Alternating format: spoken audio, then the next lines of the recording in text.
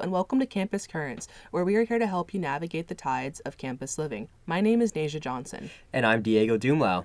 Today we're going to be recapping Seattle University's top stories. As the days get darker, so does the news. There's one story at the front of everyone's mind these days.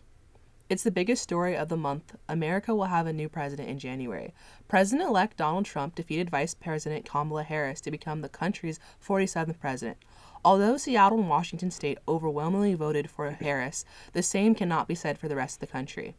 Trump cruised back into the White House by winning several key states, including Michigan, Pennsylvania, and Georgia.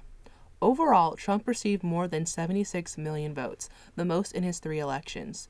In Seattle, demonstrators have taken to the streets to protest the election. But instead of criticizing the election results, protesters are upset about the political climate. Political organizer Jordan Fairlin, who attended a rally at the Space Needle, said, quote, "We reject the lies that both parties are peddling. This two-party system has failed us all," end quote. Many Seattle U students have also expressed their feelings on the election. Let's check in with reporter Daniel Truog to see how the community reacted to Election Day. My name is Daniel Truog. I'm the Sports and Opinion Editor at The Spectator, and I'm here at the Political Science Department's Election Night Watch Party. We're going to go talk to some students, and we're going to get to the bottom of what's happening on Election Night. Sophia, how do you feel right now? I am feeling on edge. I don't know what to expect. I think I'm going to try to just kind of go about as if everything's normal, considering I don't think we're going to get a result tonight. The atmosphere on campus is anxious. It's all people can talk about.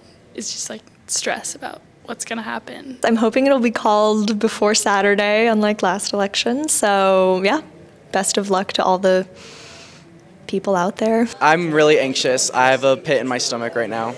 The exact same. I'm super anxious. It's looking pretty good for Trump, and that's kind of scaring me at the moment. I'm really excited to know that my first election I'm voting, and I'm voting for a woman. I'm feeling like it's my Christmas day. This is what I look forward to every year. I'm the American politics elections guy, so I'm pretty excited. I feel the opposite. I'm very nervous. I'm always nervous about elections, and I just hope that it's over sooner rather than later. What's the difference between the 2016 and 2024 elections in terms of how students feel on campus? They were acting like they got ran over by a truck as the night went on.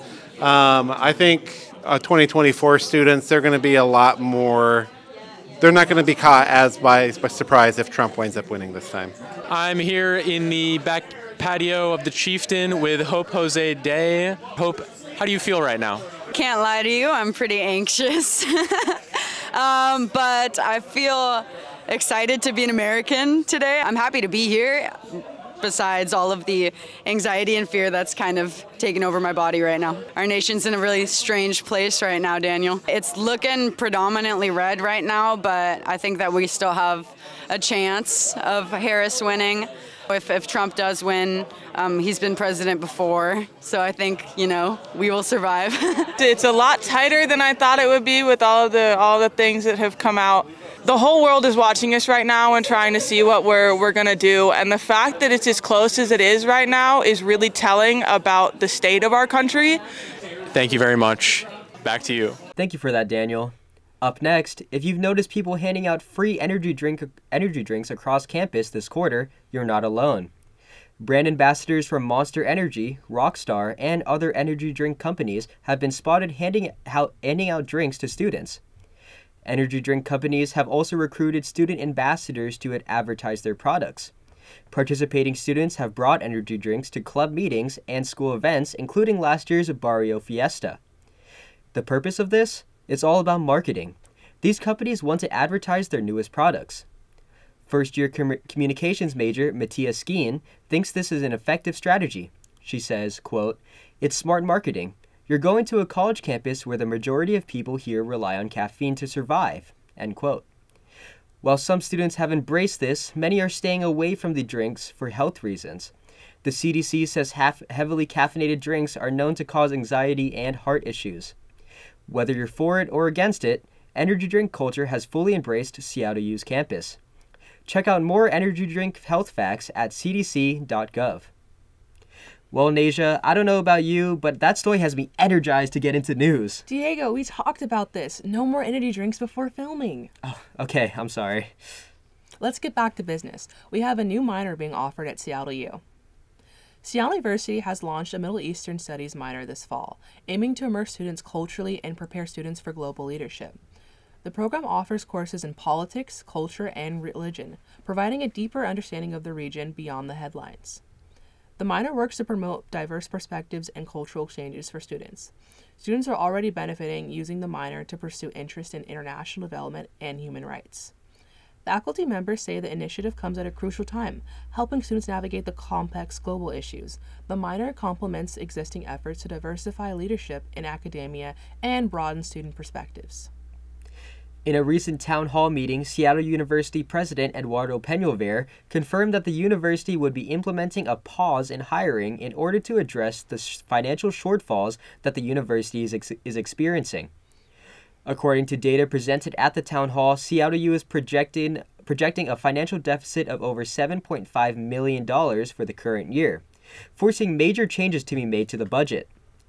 According to Vice President and Chief Financial Officer Chris Malins, this decision was made primarily to address financial struggles caused by issues with the FAFSA rollout last year, as well as visa-related challenges faced by international students.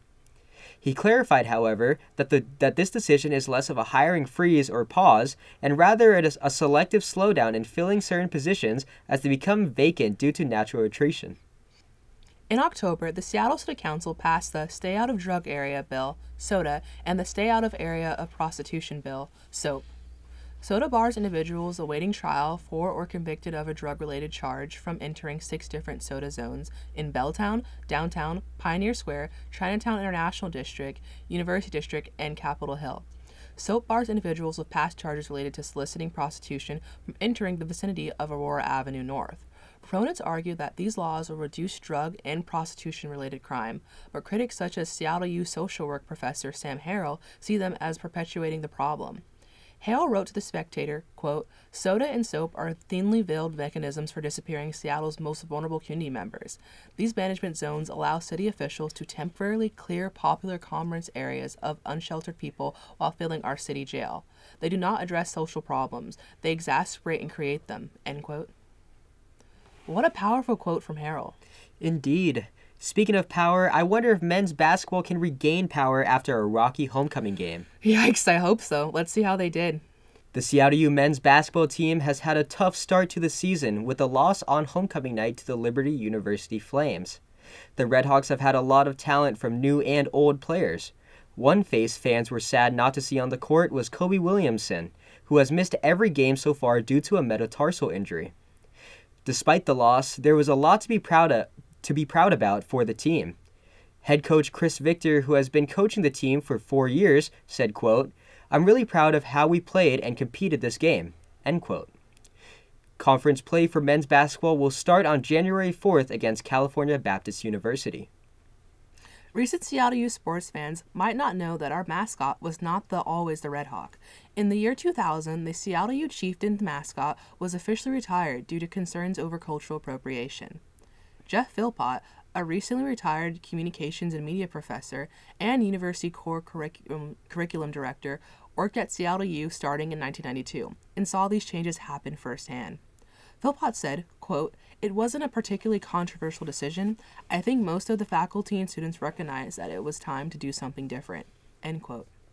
These days, Rudy the Red Hawk is a popular substitute with students and fans alike. At every game, fans are excited to do the Hawks Up gesture. As Seattle University prepares to join the West Coast Conference, or WCC, there is a lot of excitement for a new level of competition among like-minded universities. However, 2 heavy hitter schools slated to face Seattle U in the WCC have announced that they are dropping out. Gonzaga and Grand Canyon University will both not be in the WCC with us after the 2025-2026 season. While Seattle U might not be getting what we bargained for, the new conference is still an exciting prospect for students. The Redhawks will be up against Loyola Marymount University, University of Portland, Pepperdine University, and others. Now let's check in with reporter Daniel Truog to take a look at a unique sporting event that took place off campus. If you live in Seattle and you like football, you can go watch the Seahawks. If you live in Seattle and you like soccer, you can go watch the Sounders of the Seattle Reign. But what if you live in Seattle and you really like biking through the mud and through the rain over obstacles? Well, then I have one word for you, and really it's two words smushed together: cyclocross. I'm here at Woodland Park today in Seattle, and we're at the Woodland Park Grand Prix hosted by MFG Cyclocross. Let's find out what this sport is all about. They're riding on a mix of dirt and pavement, and they have to get off their bikes. They have to get on and off their bikes. There's twists and there's turns. No matter if you're in first place or 51st place, you're racing really hard. The park itself is a classic course. It's a 15th year doing it here, so people really know it and love it. It's the largest race in the world. You can ride any bike you want. We don't care. We don't sanction any bikes. What goes into designing the course for the race today? Oh, it's a lot more difficult than you'd think. And I always like to get the riders on and off their bikes twice per lap. What really gets me is the vibe that we get here. You know, so many people having a good time and just coming out and having a big party all day long, you know. It's like all like the, you know, granola types of Seattle. Like, this is a banana suit that just gets used for a whole lot of stuff. Chain grease, like spit, dirt, yeah. My name is Andy. And I'm Greg. We're riding in tandem, single speed category, so all the fun stuff. It's got single speeds, it's got unicycles and tandem. I think the unicycles are going to be our big competition. My second time riding a tandem bike today. The first time was yesterday. Out of all the different types of cyclists, cyclocross folks are the most fun. It's the best party, usually. You know, there's drinking and yelling and stuff. Look for us out there. They're going to be eating our mud. You know, Naja, I almost showed up in my banana suit today. That would have been embarrassing. Why do you have a banana suit? People can have hobbies, Naja. I guess so. I mean, what hobbies do you have? I like reading. Oh, really? Me too. You know a great place to get some cheap books? Where? Twice Sold Tales. Let's hear about it. Despite online retailers and big box stores monopolizing the book-selling industry, Twice Sold Tales, an independently owned used bookstore, has managed to defeat the odds and thrive, serving as one of the most iconic establishments of Capitol Hill for nearly 40 years. The store, located on the corner of Denny and Harvard, is known for two things: a large selection of affordably priced books and 6 resident cats that roam the store. The cats you can visit at Twice Sold Tales include Buster, a gray-haired, extroverted, half-Siamese cat, Lily, a calico cat who is occasionally shy but still very friendly, and Myrtle, a sassy calico who loves water and birds. You can visit Twice Sold Tales at 1833 Harvard Avenue, and more importantly, can be found at twicesoldtales.com. Seattle University's theater department is gearing up for their fall quarter production, Shakespeare, Bloody, Bawdy, Sexy, and Bold. The show promises a thrilling performance of some of William Shakespeare's most famous works. Each of the 8 student directors picked a scene from various Shakespeare plays to be a part of the production. Everything in the show is student-led and run, which encourages a lot more creative liberty. The show is shaping up to be a highly anticipated showcase of students' hard work. Shakespeare's Bloody, Bawdy, Sexy, and Bold opens December 4th and runs through the last week of the quarter. Currently showing at the Hedring Gallery is an exhibit titled Roots Uproot, showcasing artists Sarah Melinda Sabino and Talia Goches. Through a variety of materials and forms, Roots Uproot showcases the diversity and cultural importance of hair. Braids, curls, wigs, hair coverings, and accessories are all represented by the artists. Oil paintings by Sabino and photographs of Latinx women and families by Goches reflect the raw, realistic lives of women shown through the way they represent their hair and the rest of their appearance. The Roots Uproot exhibit will be open until January 4th. Well, Diego, we sure did have an eventful latter half of the fall quarter. We did indeed. Stay tuned to the Spectator and Campus Currents to keep up to date on all the latest news. Until next time, stay current, Redhawks.